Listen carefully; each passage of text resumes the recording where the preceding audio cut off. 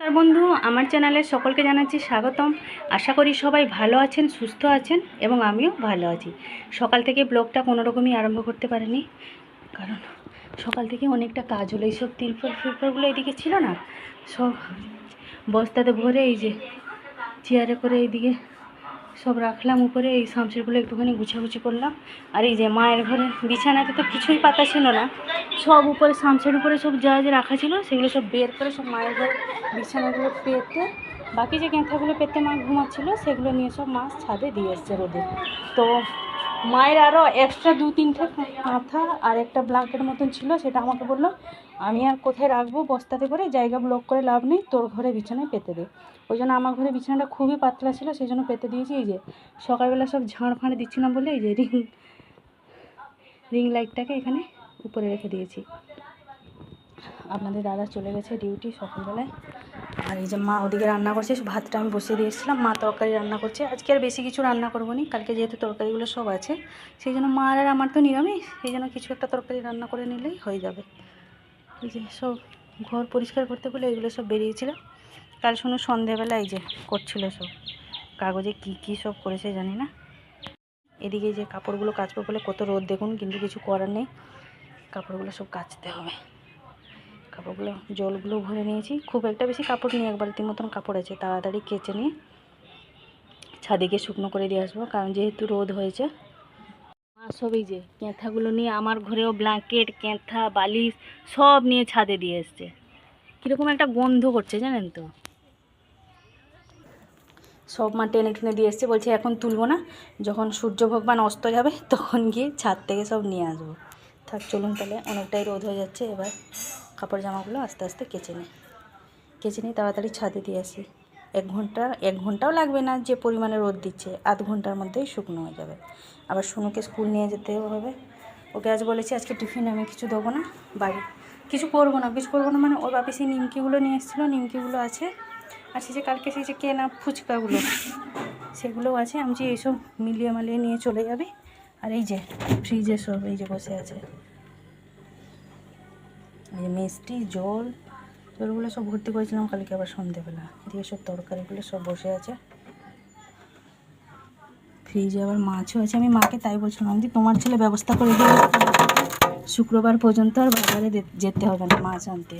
চিংড়ি মাছ আছে, মোরলা মাছটা রেখে দিয়েছিলাম না।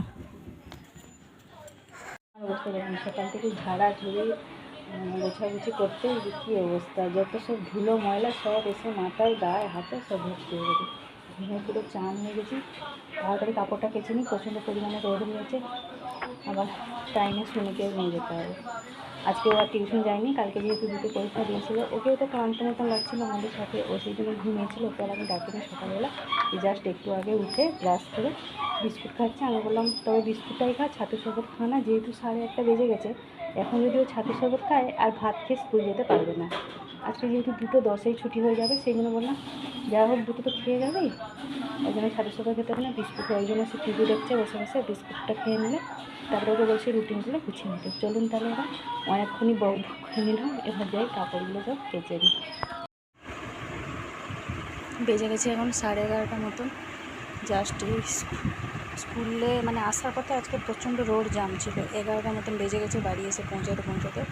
এসেই দুটো পান্তা ভাত ছিল, মা আর আমি দুজনে মিলে খেলাম। খেয়ে বাসন কিছু মাজিনি, সব কলতলায় জড়ো করে রেখে দিয়েছি। এখানে একটা বালিশও নেই যে মাথা দিয়ে ঘুমাবো।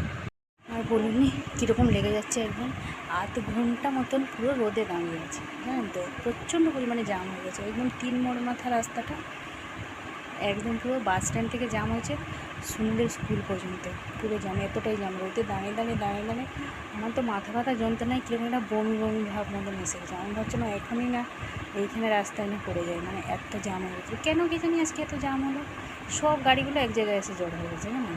অনেক কষ্টে ওখান থেকে বেরিয়ে পুরো হেঁটে বাস স্ট্যান্ড পর্যন্ত এসেছি, বাস স্ট্যান্ড থেকে সাইকেল চালিয়েছি, বাড়ি এসে পৌঁছি তখন পুরো 11টা।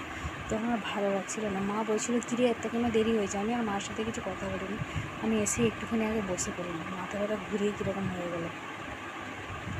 তাহলে 5 মিনিট মতো রেস্ট নিয়ে আমি বললাম এরকম জাম হয়েছিল।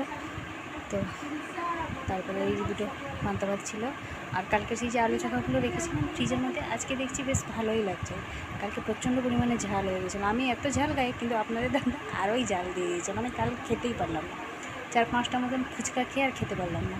তো আমাকে বলছে তুমি তো ফুচকা মানে ভালোবাসো খেতে, বেশি বেশি খাও, তুমি কেন 5টা খেলে? আমাকে প্রচণ্ড পরিমাণে ঝাল লাগছে, কই মানে ফ্রিজে ছিল যেহেতু সেই জন্য মনে হয় ব্যালেন্স হয়ে গেছে, ঝালটা অতটা বেশি লাগেনি। আর একটুখানি সেই নিরামিষ তরকারি যে মা রান্না করেছিলো তাকে নিয়ে এসেছিলাম, দিয়ে দুজনে পান্তা ভাত খেলাম। বাসন ফাসন এখন কিছু মাজবো না, একদমই ভালো লাগছে না, সেই জন্য বাসনগুলো কলতলায় রেখে সব জড়ো করে দিয়েছি। আমি যে পরে মাজবো, দুপুরবেলা যখন সবার খাওয়া দাওয়া হয়ে যাবে তখন মাজবো। শুনো যেহেতু আজকে 2:10 ছুটি, ওকে তো সেই 6টা মতন সেই ফুচকা আর 2টো নিমকি দিয়ে দিলাম, নিয়ে গেছে, আবার 2:10 চলে আসবে। আর তো এই সপ্তাহটার মতন ওদের মনে হয় ক্লাস হবে, সামনের সপ্তাহে কিন্তু ছুটি পড়ে যাবে। আর সামনের সপ্তাহে যেহেতু পুজো, চলুন তাহলে এখন একটুখানি রেস্ট নিই আপাতত, এখন আর কোনো কাজ নেই। একদমই মনে ছিল না কাপড়ের কথা, এই জাস্ট মনে পড়লো, গিয়ে সব তুলে নিয়ে চলে এসেছি, সব একদম শুকিয়ে কাঠ হয়ে গেছে। এখানে থাক, সব গরম আছে কাপড়গুলো, তাপগুলো বেরিয়ে যাক, তারপরে পরে সব ভাঁজ করে রাখবো। বেজে গেছে এখন 3টে। মা আর আমি দুজনে একসাথে ছাদে গিয়েছিলাম, মার ঘরের সমস্ত বিছানা এগুলো আমি সেখানে ক্যান্থাগুলো ভাঁজ করে রাখলাম। মা আমি দুজনে একসাথে সব নিয়ে চলে এসেছি, বালিশ ক্যান্থা যত সব তুলো ছিল ছাদে সব ঝাঁট দিয়ে বস্তাতে গুছিয়ে নিয়ে চলে এসেছি। শুনো এখন খাচ্ছে, ওর তো আবার 4টের সময় বিকালে পড়াও আছে। ভাত খাচ্ছে দুটো, তখন তো সকালবেলা কত তাড়াহুড়োতে খেয়ে গেছিলো, একটুখানি চিকেন ছিল গরম করে দিয়েছি, শুনে এখন ভাত খাচ্ছে। আজকে হাতে খাচ্ছে, বলছে মা আমি হাতে ফোন দেখে দেখে খেয়ে নেবো, তুমি চলে যাও। শুনো মা আমার, এই যে বেজে গেছে এখন 6টা, এখন তো শুনলে ছুটি হবে না, ওর ছুটি হবে সেই 6:30 নাগাদ।